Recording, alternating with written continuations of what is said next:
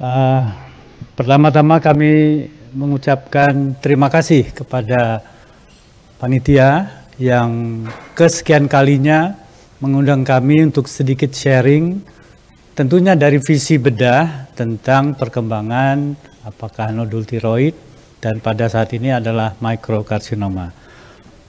Para guru besar, konsulen, senior, dan peserta Jakarta Endocrine Meeting yang ke-20 yang kami hormati.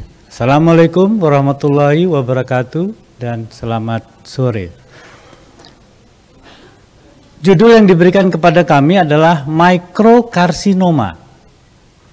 Dalam perkembangan saya sebagai seorang dokter bedah, saya tidak pernah mendapatkan microcarcinoma secara langsung karena tidak ada orang keluhannya, kecil. Tetapi yang ada datang ke dokter bedah adalah mereka-mereka yang disebut dengan occult metastasis. Artinya apa? Artinya dilakukan suatu tindakan operasi, misalkan ada kelenjar getah bening di leher, kemudian ditelusuri, diperiksa, dibiopsi, keluarnya adalah suatu anak sebar dari tiroid cancer. Tetapi di kelenjar tiroidnya sendiri itu tidak ada.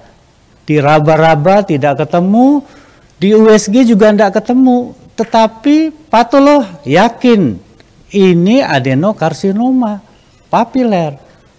Jadi itu yang banyak ditemukan dokter bedah, occult metastasis, atau satu lagi yang kita sebut dengan kejadian yang muncul tetapi kita tidak pernah tahu sebelumnya. Kita lihat nanti. Ini agendanya. Kita tahu tadi Prof telah menyatakan nodul yang ada selama ini sebenarnya dari dulu sudah banyak ada. Otopsi hampir 50% menyatakan di tubuh kita juga barangkali ada nodul tiroidnya. Dan aman-aman saja, tidak ada masalah. Anda hidup sama nodul tersebut, bahkan sampai meninggal, mungkin bukan karena nodul tersebut. Artinya apa? Nodul tersebut sangat mungkin adalah suatu pertumbuhan yang lambat ataupun kita sebut dengan indolen. Tetapi dalam perkembangannya, kanker tiroid makin lama makin banyak. Makin tumbuh. Kalau kita lihat di sini, prediksi tahun 2030 merupakan ranking kedua. Tetapi apa? Kenapa? Karena makin gencarnya pemeriksaan-pemeriksaan yang kita lakukan sendiri. Bahkan dikatakan overdiagnosis. Terlalu banyak overdiagnosis sehingga ya inilah dampaknya. Nah, dari peningkatan-peningkatan kasus tersebut makin lama makin banyak. Tetapi yang makin banyak adalah kasus-kasus yang ukurannya sedikit ataupun ukurannya di bawah 1 cm. Kita tahu untuk menegakkan diagnosis tiroid nodul tentu triple diagnosis. Pemeriksaan klinis, imaging, dan sitologi. Sangat penting peranan sitologi apalagi pada kasus mikro, less than 1 cm. Jadi peran sitolog sangat penting sekali. Sampai saat ini treatment untuk kanker tiroid masih sama, surgery, ablasi, dan supresi. Kadangkala juga diperlukan radiasi, terapi sistemik, dan sekarang berkembang ke targeted therapy. Indikasi operasi jelas di sini ada curiga ganas, gejala pembesar, substernal. Tidak ada yang menyatakan di bawah 1 cm perlu dioperasi. Tetapi kalau di bawah 1 cm itu ganas, tetap maju untuk dilakukan tindakan operasi. Jadi sekali lagi di sini kontennya yang penting bagaimana menegakkan diagnosis bahwa di bawah 1 cm itu ganas. Itu yang menjadi tantangan untuk microcarcinoma. Saya sampaikan sedikit di sini ada beberapa istilah yang sering kita gunakan. Pertama adalah microcarcinoma tadi ukuran di bawah 1 cm tanpa ada keluhan-keluhan ataupun pertumbuhan yang lain, biasanya indolen. Tetapi ada juga yang saya sebut tadi occult.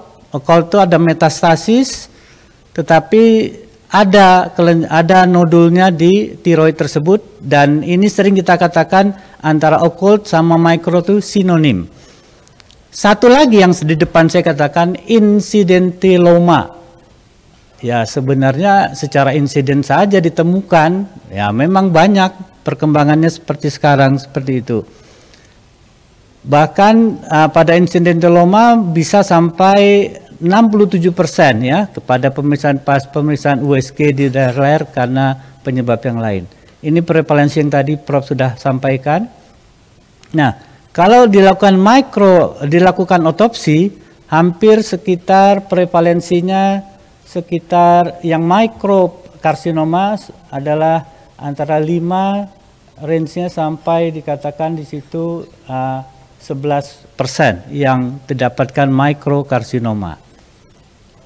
Definisi occult sekarang berbagai macam, sedikit saya sampaikan sedikit tadi, ada tidak terdeteksinya secara klinis, tidak ditemukannya primary malignancy, ataupun itu berdasarkan kamus dari McGraw-Hill, tidak ditemukannya atau ditemukannya ukurannya di bawah 1 cm ini dari Mazaveri, dan Statement Medical Dictionary juga menyatakan di bawah 5 cm.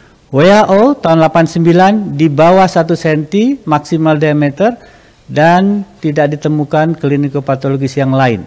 Sedangkan Ashok Saha dari Memorial Sloan Kettering menyatakan di bawah 1,5 karena penelitian mereka seperti itu. Bucek menyatakan ada 4 kategori untuk occult metastasis. Pertama, incidental pada waktu dilakukan total tiroidektomi. Yang kedua, melalui imaging. Yang ketiga, preoperatif diagnosis. Keempat, adanya present simptomatik, dan kelima, ditemukan adanya lymph node yang distant metastasis tadi. Saya cepat lagi. Yang keempat, ada yang kita sebut dengan NEFTP. Di sini adalah suatu nodul yang sangat indolen, perangainya sangat baik, tetapi selalu muncul, dan ini juga menjadi pertimbangan kita. Bisa saja ukurannya juga kecil seperti itu. Nah, definisi untuk thyroid nodul masih sama, adanya lesi pada thyroid gland. Seringnya kita temukan berdasarkan palpasi insidental tadi, surveillance pada waktu pemeriksaan imaging, bahkan juga pada waktu terjadinya occult metastasis tadi. Selalu di sana kalau kita temukan pada PET scan ataupun CT, maka dilakukan pemeriksaan USG dan diikuti dengan pemeriksaan FNAB. Ada yang menyatakan di bawah 1 cm belum perlu dilakukan FNAB, tunggu 1,5 dan sebagainya.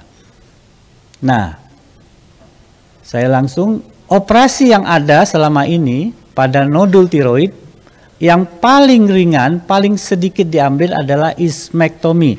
Kita mengangkat ismus. Berikutnya ada lobektomi total sampai adanya dilakukan diseksi pada leher. Nah, menurut asosiasi dari endocrine surgeon di Jepang, mereka membagi adanya 4 klasifikasi resiko. Pertama, resiko yang very low risk, itu T1A, N0, M0, jadi di bawah 1 cm. Ada yang low risk, intermediate, dan high risk. Penentuan ini menentukan tindakan surgery yang akan dilakukan. Sebagai contoh, high risk tentu akan dilakukan total tiroidektomi di sini. Bahkan bisa saja dilakukan diseksi leher sentral. Nah, pada yang low risk, selama ini yang low risk kita temukan adalah di bawah 4 cm, antara 1 sampai 4 cm, tidak ada ekstensi ekstra tiroid, tidak ada kelenjar getah bening, maka tindakannya yang dilakukan adalah lobektomi saja, cukup dengan lobektomi. Kita sudah tahu ini sudah berlangsung selama ini tindakannya tersebut, saya lewat saja. dan indikasi smolobektomi juga terlihat di situ tidak ada radiasi, tidak ada penyebaran servikal dan ETE. Total tentu jika sudah lebih lanjut. Ini contoh total, diangkat semua, bahkan sampai perlu dilakukan diseksi leher. Beberapa evolusi yang ada di bedah, yang dulu tindakannya adalah konvensional open surgery, mulai sekarang berubah, berkembang, berubah menjadi yang lebih minimal invasif. Terakhir adalah single port robotic thyroid surgery. Jadi di bedah juga terjadi deeskalasi, tidak hanya tindakan tetapi juga indikasi. Nah, seperti itu. Nah, namun semua tindakan ini punya resiko, punya dampak. Banyak, mulai dari scar, rasa tidak nyaman, bahkan sampai terjadinya the potential lifelong medication, kualitas of life pasien tersebut. Jadi tentunya banyak yang harus dipikirkan jika kita ingin melakukan tindakan surgery. Benar-benar harus benar-benar sesuai dengan indikasi dan tepat sasaran. Bahkan dikatakan budget thyroid surgery banyak sekali, sehingga apakah memang benar harus dilakukan tindakan surgery pada suatu thyroid nodul yang tadi bervariasi. Nah, saya masuk ke the background. Kasusnya makin lama makin meningkat. Nah, kita tahu bahwa makin banyak, tidak mungkin semua nodul yang ditemukan itu harus dioperasi. Ngapain-ngapain juga harus dioperasi semua, karena selama ini juga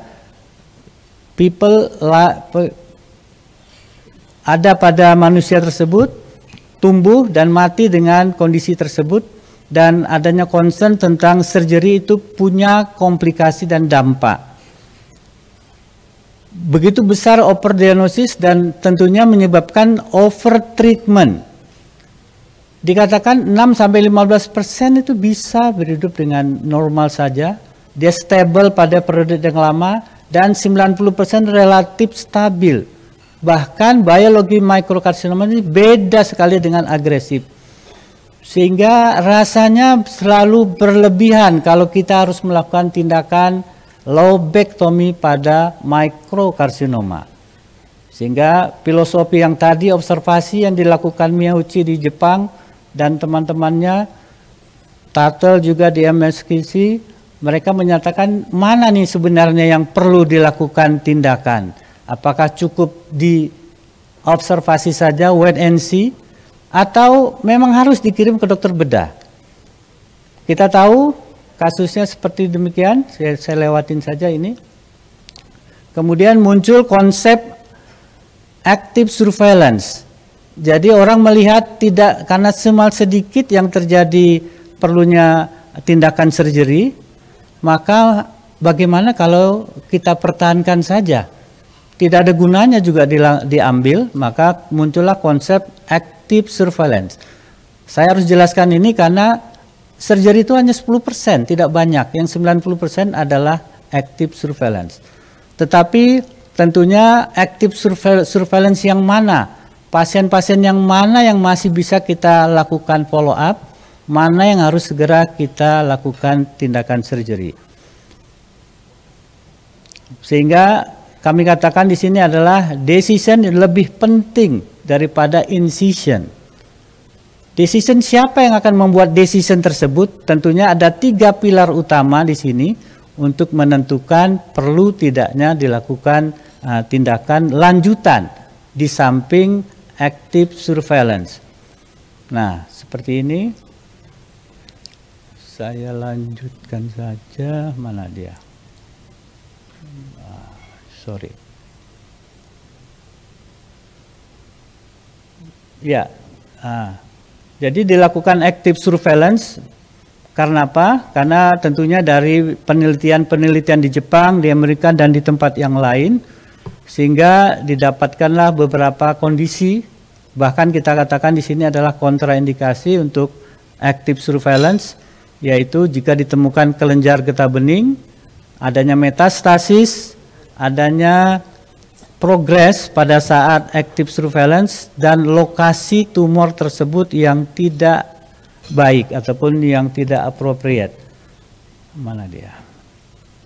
Nah, jika didapatkan tumor ataupun nodul pada tiroid, maka diklasifikasikan menjadi micro atau tidak sehingga masuk kelompok very low risk. Dari sana diklasifikasikan menjadi 3 tempat, ideal, appropriate, atau inappropriate. Kalau inappropriate maka silahkan dikirim ke bedah. Tapi kalau ideal dan appropriate itulah yang harus dilakukan surveillance lanjutan. Nah, berdasarkan penelitian didapatkan di sini dikatakan dalam active surveillance ternyata yang harus dilakukan operasi itu tidak banyak. Di bawah 10% saja. Yang 90%-nya stabil-stabil saja. Dan yang terjadi penyebaran ke kelenjar getah bening nggak sampai 3%. Maksimal 3%. Dan tidak ada penyebaran distan maupun mortalitas akibat tindakan active surveillance. Sehingga apa yang harus dilakukan? Menentukan, membuat decision, dan melakukan tindakan jika didapatkan inappropriate. Apa tindakan surgery-nya? Yaitu lobectomy dan atau dilakukan total tiroidektomi. Nah, setelah dari MSKJ dan Kuma Hospital, mereka stratifikasi, ternyata hanya 5% yang ideal untuk kandidat masuk ke dalam active surveillance. Yang lainnya termasuk kelompok appropriate dan inappropriate.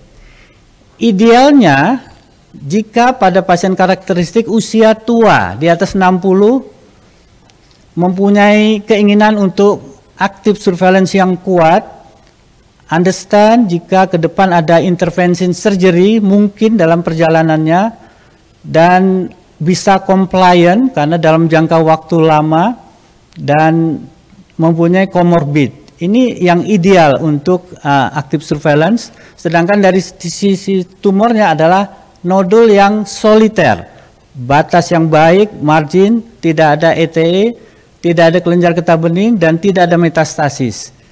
Yang jauh lebih penting adalah medical team karakteristik, bagaimana mempunyai pengalaman multiple disiplin yang baik, ada tim di situ, tim thyroid di situ yang dapat menentukan dengan baik, adanya USG yang high quality, data collection serta program tracking yang baik. Dari sini barulah ditentukan mana yang harus dilakukan dan mana yang masuk dalam kelompok tersebut. Sehingga seperti ini bisa dilihat. Nah, pada mereka yang tidak masuk dan masuk ke dalam indikasi non-active surveillance, dari Asosiasi Jepang menyatakan jika ada kelenjar getah bening, jika invasi, sekali lagi agresif subtipe. Ini susah sekali. Bagaimana bisa ditentukan agresif subtipe dari FNAB saja? Tentu ini jadi tantangan ke depan karena sekarang berkembang CNB, corneal biopsy, sehingga bisa lebih tepat lagi. Tumor melekat pada trakea atau possibly invading. Artinya apa? Lokasi tumornya kecil saja, tetapi lokasinya yang tidak baik. Tumor berada pada sepanjang nervus dan berhubungan dengan tindakan surgery yang lain. Dikatakan seperti itu, sehingga jika didapatkan kondisi yang seperti ini, maka ini merupakan kandidat yang harus dilakukan tindakan surgery. Nah, ini contoh adalah gambar jika didapatkan nodul, tentunya sejawat dengan USG bisa melihat di mana lokasinya, jika dekat trakea, di anterior atau di sisi samping kiri kanan, bahkan di bawah dekat sepanjang nervus recurrent laryngeus. Dan bentuknya juga dikatakan obtuse angle atau knee right angle itu berpengaruh, sedangkan yang acute angle itu yang low risk.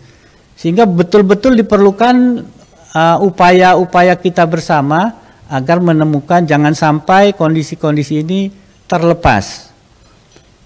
Dan ada beberapa faktor yang menentukan decision making pada active surveillance, yaitu lokasi tumor, usia, serum tyrotropin level, kehamilan, profil dari molekuler, tumor growth kinetic, adverse event, dan tentu pertimbangan medical cost untuk thyroid surgery-nya.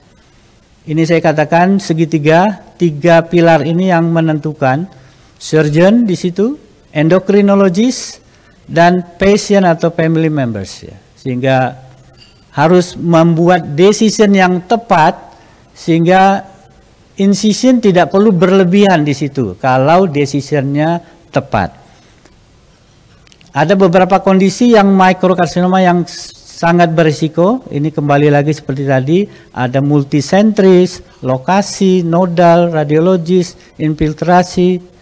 Dan jika ditemukan dalam active surveillance adanya pertumbuhan di atas 3 cm, itu sudah merupakan indikasi. Ditemukan juga ada metastasis kelenjar getah bening di sentral, adanya invasi direct, keinginan pasien juga adanya kecemasan yang berlebih. Saudaranya dilakukan operasi, yang lain kok enggak, saya kok enggak, khawatir berlebihan. Nah, itu juga menjadi indikasi, bahkan dikatakan insurance issue, bahkan indikasi karena operasi lain dikatakan pada donasi organ. Pada donasi organ tidak boleh ada tumor yang lain, sehingga ada benjolan kecil pun harus dibuktikan jinak atau ganas. Sama di Jepang juga menyatakan seperti itu, clinical, invasi, agresif, dan penyakit yang lain. Nah, beberapa yang harus dilihat menjadi pertimbangan adalah anxiety, family members, ini juga menjadi pertimbangan, dan tindakan yang dilakukan, sekali lagi kembali ke tadi, tindakannya lobectomy. Jika univokal, intratiroidal, tidak ada riwayat radiasi, tidak ada ETE, bisa dilakukan lobectomy saja. Sehingga tentunya banyak keuntungan di situ. Total tiroidektomi jika kita anggap ada multiple, ada kelenjar getah bening, dan terpaksa juga dilakukan diseksi leher. Lobektomi saja pada kondisi yang lebih ringan.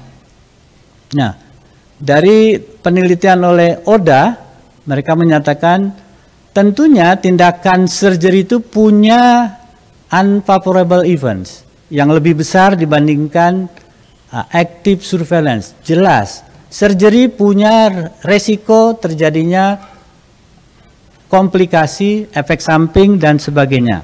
Sehingga dikatakan active surveillance recommend as best choice for low risk PMC.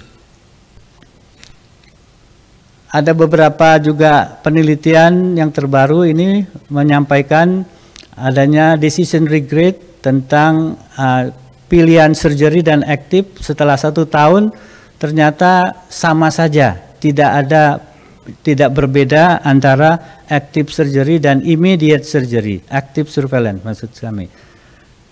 Dan terakhir si Akira Miyoshi melanjutkan penelitiannya sampai 30 tahun, long term oncology outcome tidak berbeda antara active surveillance dan immediate surgery, dan dikatakan viable initial management option for low risk patient. Mungkin di ke depan karena kemajuan teknologi yang ada, tindakan di depan saya katakan tidak semua nodul tiroid itu harus dilakukan surgery. Bisa saja tindakan-tindakan yang non surgery.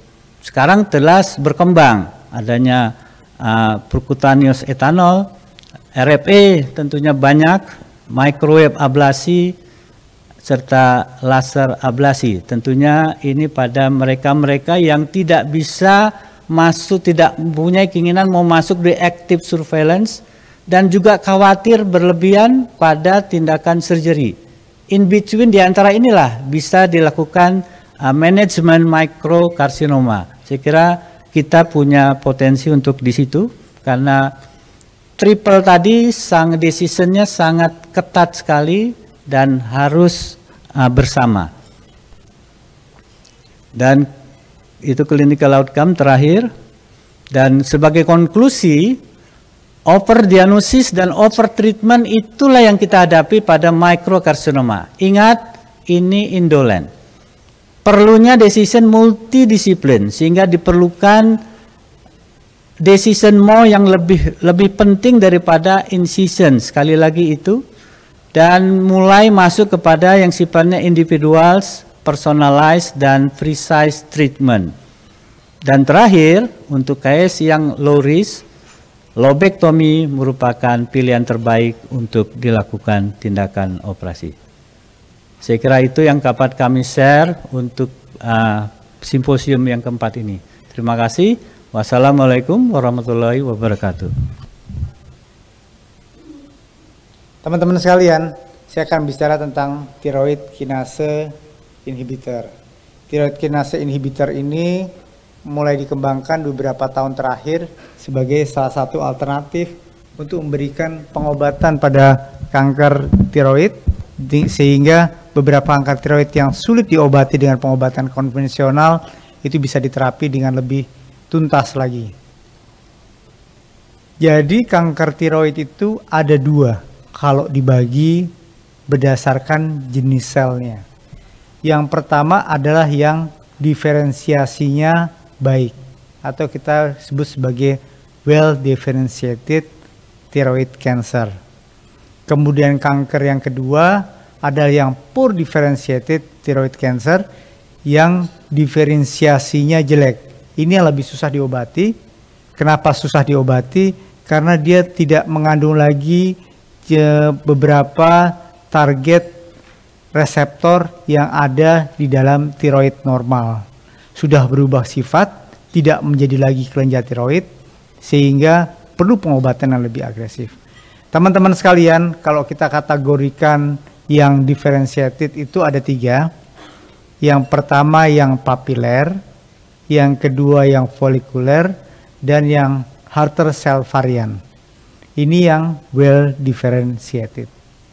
Sedangkan yang poorly differentiated thyroid cancer yang diferensiasinya jelek ada dua, yang medulare dan anaplastik. Lalu yang differentiated ini pengobatannya biasanya dilakukan dengan cara pembedahan yang diikuti dengan menggunakan radioaktif iodine dengan iodium 131. Jadi setelah dibedah, kemudian dievaluasi apakah ada sisanya atau tidak, apakah ada penyebarannya atau tidak, dan dilakukan ablasi kalau memang ada sisanya atau penyebarannya. Itu dengan menggunakan radioablasi dengan iodium 131.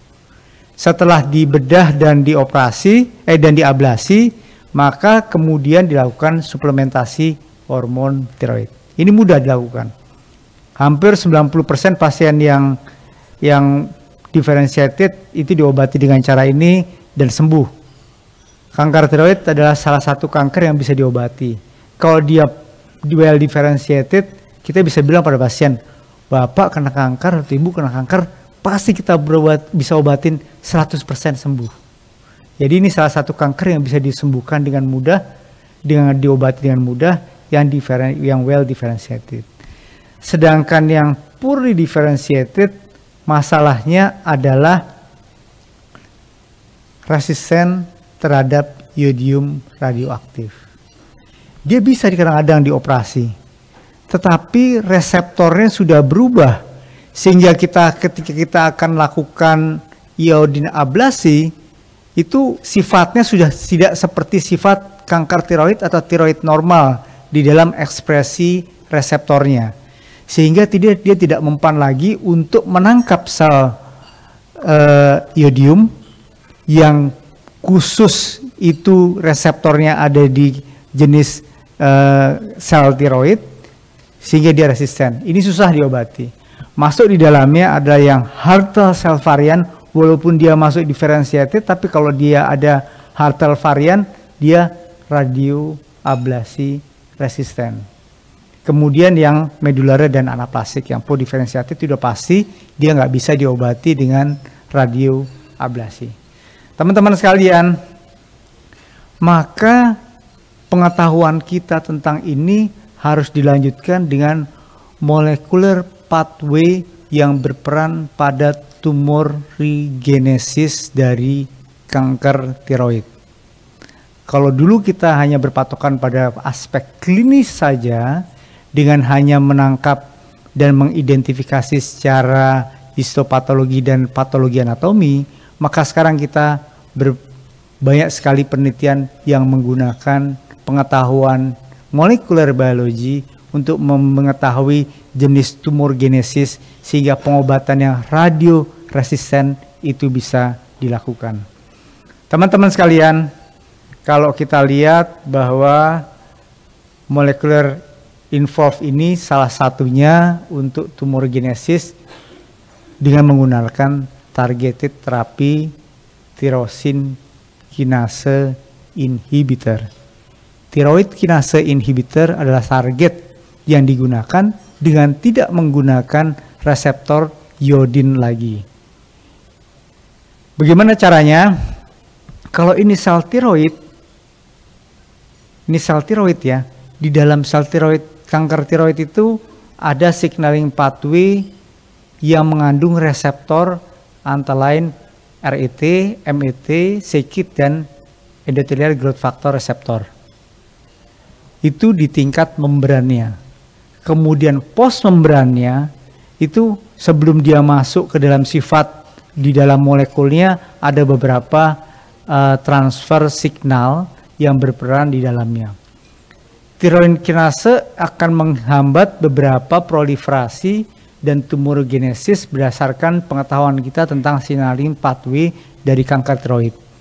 Sekarang telah dilakukan beberapa pemeriksaan spesifik untuk model biomolekular bagaimana ini bisa diidentifikasi dengan lebih cermat sehingga kita bisa tahu apakah dia mengandung reseptor RET, MET, c-KIT, EGFR, dan lain-lain.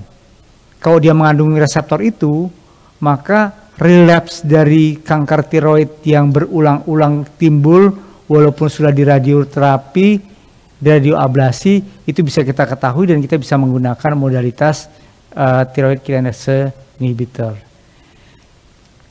Ini terutama berperan dari dalam hal proliferasi sel tumornya, kemudian neoangiogenesis. Tadi kan teman-teman lihat tuh, ada reseptor endothelial growth factor. Endothelial growth factor itu berperan pada pertumbuhan pembuluh-pembuluh darah yang memperdarahi sel tumor kanker. Kalau sel tumornya itu dapat pembuluh darah yang bagus, dia akan mudah untuk berkembang. Ini akan terjadi kalau dia terjadi metastasis di tempat-tempat yang sulit dikendalikan, maka ini dan sulit dilakukan terapi yang lainnya, ini akan membuat terapinya lebih maksimal. Kalau dengan menggunakan radioiodin dan dia well differentiated, bisa dengan mudah kita lakukan. Tapi implikasi dari signaling pathway tadi untuk daerah yang sulit dan jenis tumor yang sulit bisa dilakukan dengan tirosin kinase inhibitor. Teman-teman sekalian, maka mitogenic signal transduction yang ada di antara membran dan nukleus itu menjadi sangat penting, terutama mengendalikan fosforilasi dan defosforilisasi dari sel kanker tiroid. Itu yang diperankan oleh kanker tirosin kinase inhibitor. Jadi tirosin kinase inhibitor itu mempengaruhi reseptor, mengaruhi transmembran reseptor, mempengaruhi proliferasi di dalam nukleus. Kemudian mitogenic signal tersebut kalau kita lihat terutama adalah kalau kita melihat bahwa tumor tersebut angiogenesis dan growth-nya itu tergantung pada pembuluh darah. Kalau ini di stop dengan menghibisi reseptor endothelial growth factor di dalam reseptor dengan menggunakan tirosin kinase, maka kita akan menghambat angiogenesis dari sel tumor dan kita akan menghambat pertumbuhan dari sel tumor. Teman-teman sekalian, kemudian Kita lihat satu-satu. Kita sering ketemu tumor walaupun well differentiated tapi dia radioresisten. Dia udah diablasi, dia muncul lagi. Dia udah dioperasi lagi, dia muncul lagi. Operasi radioablasinya udah sampai dosis maksimal, dia muncul lagi. Yang pertama, systemic terapi mungkin diperlukan untuk orang-orang dengan radioablasi resisten. RAI, RDTC ini adalah radio ablation resistant receptor untuk well differentiated tumor thyroid carcinoma. Dikategorikan ini menurut Atta adalah kalau dia malignan dan metastasisnya tidak mampu lagi menyerap sel tumor. Tetapi kalau kita menggunakan CT scan dia bisa kelihatan. Di CT scan dia kelihatan, tapi kalau dilakukan scanning dengan menggunakan iodium radioaktif dia nggak kelihatan. Nah ini masuk ke dalam kategori ini. Kemudian pembuluh darahnya, sel-selnya tidak bisa mengambil radioaktif karena operasinya tidak bisa dilakukan secara maksimal. Misalnya di dalam tiroid sudah ada infiltrasi ke organ lain, sehingga Dr. Erwin dan teman-teman tidak mampu untuk melakukan pembedahan yang maksimal. Waktu kita lakukan radioablasi, waktu kita melakukan evaluasi dengan menggunakan iodin, maka sel radioiodinnya itu akan keserap di tempat yang tidak bisa diangkat tadi. Sehingga kita tidak bisa mengidentifikasi yang ada di tempat lain, terutama yang metastasis. Itu masuk golongan tersebut. Kemudian metastasis despite ability concentrate RAI, yaitu metastasis yang gagal untuk menyerap RAI radioaktif, itu juga bisa terjadi karena perubahan sifat di tempat metastasis. Kemudian RAI terkonsentrasi di tempat lain, tadi di masing-masing tempat yang besar metastasisnya dia akan menyerap lebih besar, sedangkan di tempat lain yang mungkin ada metastasis juga, ini yang tidak bisa menyerap. Golongan ini masuk yang sistemik terapi mungkin diperlukan dalam pengobatan kanker tiroid. Teman-teman sekalian, maka kemudian berkembang kemoterapi agent di tahun 1999 orang mulai melakukan kemoterapi untuk kanker tiroid dengan menggunakan antara lain doxorubicin, plaxitasel, bleomycin, cisplatin, carboplatin, methotrexate, melphalan, mitoxantrone, dan etoposide. Ini sudah mulai dikembangkan dengan mengetahui pengetahuannya tentang reseptor yang ada, dan ini jenis kemoterapi yang dipakai. Tetapi pada evaluasi jangka panjang, ternyata kemoterapi tersebut tidak signifikan memberikan respon rate dan survival rate yang baik untuk kanker tiroid yang memerlukan terapi sistemik. Karena itu, terapi sistemik butuh modalitas lain selain kemoterapi. Apa itu modalitasnya? Modalitasnya adalah targeted terapi dengan menggunakan tyrosine kinase inhibitor. Jadi targeted terapi adalah terapi masa depan untuk kanker tiroid yang resisten ablasi dan resisten, dan secara empiris kita lihat di beberapa tempat kemoterapi gagal untuk menanganinya. Beberapa di antaranya yang well differentiated dengan menggunakan kemoterapi, ini teman-teman bisa lihat macam-macam obatnya, kemudian reseptor targetnya tadi saya sebut ada RET, ada c-KIT, ada FGFR, ada VEGF, ada EGFR. 4 ini yang penting dan masing-masing itu bekerja di tempat yang khusus di reseptornya. Dan clinical dan FDA approval, EMA approval sudah melakukan kajian terhadap penggunaan ini pada yang well differentiated dengan 4 kriteria tadi. Jadi walaupun well differentiated, tapi kalau radioterapi itu gagal, pembedahan gagal menuntaskan, maka terapi sistemik dengan tyrosine kinase bisa diberikan. Dan indikasinya teman-teman bisa lihat di kolom terakhir di sebelah Jadi untuk medullary thyroid carcinoma, untuk yang RAI resistant well differentiated dan sebagainya. Jadi tyrosine kinase juga bisa digunakan untuk yang well differentiated tetapi susah diatasi dengan tuntas dengan bedah atau radioablasi. Teman-teman sekalian, ini beberapa fase clinical trial yang digunakan dengan berbagai macam obat tyrosine kinase dengan berbagai penelitian. Tapi partial responnya masih rendah, di sekitar antara 20-15%, dan di stability-nya kira-kira 30-60%. Dan survival weeks-nya bertahan sampai 79-60% untuk terapi yang adekuat. Teman-teman sekalian, bagaimana yang medular? Tadi yang well differentiated. Yang well differentiated yang poor differentiated medullary thyroid carcinoma itu mengandung single mutasi oncogenic kinase driver. Jadi reseptornya itu tidak lagi mengandung RET, MET, C-site, dan EGFR. Dia sudah berubah sifatnya dari sel tiroid kanker sehingga tidak mampu untuk dilakukan pengobatan dengan menggunakan kemoterapi. Dia harus menggunakan modalitas khusus. Di sini juga radioresisten, nggak bisa di radioablasi.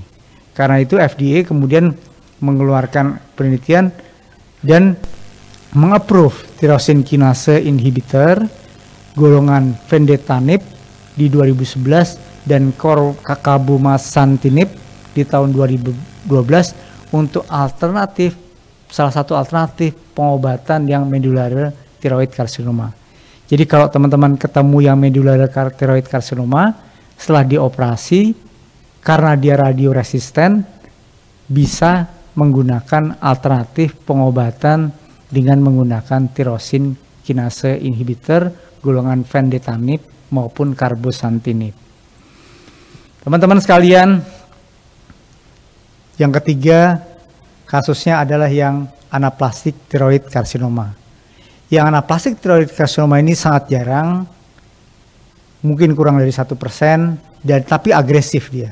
Dia bisa menyebar kemana-mana dengan cepat. No efficient treatment leading improvement. Dan few clinical trial dengan menggunakan tyrosine kinase inhibitor. Kalau kita pakai terapi radio dengan menggunakan tyrosine kinase inhibitor golongan kombesatin A, CE4P dan karboplastin ditambah dengan Plaxitaxel kemoterapi untuk si anaplastic thyroid carcinoma ini, maka medial survival rate-nya cuma 5,2 bulan dibandingkan dengan 4 bulan untuk yang control group. Jadi dia akan memperpanjang waktu hidup tidak terlalu signifikan dibandingkan dengan yang control group. Dan reduction risk of death-nya, angka kematian yang bisa diturunkan pada beberapa secara keseluruhan sekitar 35%, dan pada 1 year survivor itu cuma 27% dibandingkan 19% pada control group. Jadi untuk anaplastic thyroid carcinoma kelihatannya tyrosine kinase inhibitor ini tidak terlalu bermakna. Terus dicari pengobatan dengan golongan baru tyrosine kinase inhibitor untuk mengatasi jenis yang anaplastic thyroid carcinoma. Dan pengobatan tyrosine kinase inhibitor bukan tanpa efek samping, biasanya ada hepatic impairment. Ini karena tyrosine kinase inhibitor bekerja di sitokrom P450 sama dengan obat tiroidnya dan bisa memberikan peningkatan fungsi hepatic injury. Kemudian gastrointestinal toxicity, biasanya ini tidak diketahui sebabnya, belum diketahui sebabnya kenapa gastrointestinal toxicity itu terjadi. Pasiennya biasanya mual-mual dan sebagainya seperti kemoterapi lainnya. Hipertensi juga harus diwaspadai. Kalau dia ada hipertensi harus diwaspadai kalau mau pakai tyrosine kinase inhibitor. Kemudian terjadi proteinuria. Ini karena beberapa reseptor AFGR juga terdapat pada reseptor yang ada di ginjal. Sehingga proteinuria mungkin bisa terjadi pada pasien-pasien dengan penggunaan tyrosine kinase inhibitor. Kemudian hand foot syndrome, ini kalau dipakai sorafenib dan suntinib, ini modelnya seperti ini, warna merah, itu karena dia kerja di pembuluh darah. Dan pembuluh darahnya itu menyebabkan menjadi kemerahan di kaki dan tangan. Ini nggak signifikan untuk klinis, secara klinis, tetapi bisa diperlihatkan pada penggunaan tyrosine kinase inhibitor.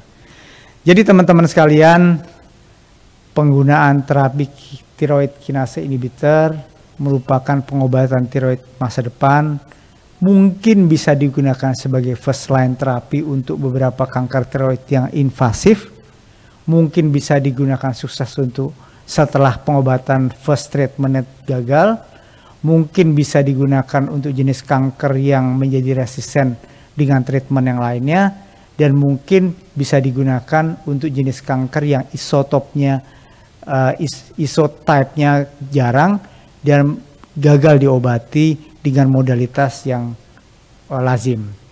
Dan survival tyrosine kinase inhibitor itu masih dalam evaluasi.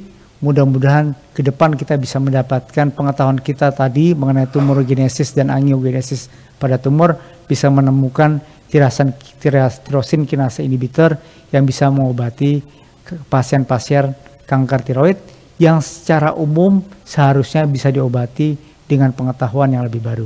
Terima kasih, itu yang bisa saya sampaikan, mudah-mudahan bermanfaat. Assalamualaikum warahmatullahi wabarakatuh.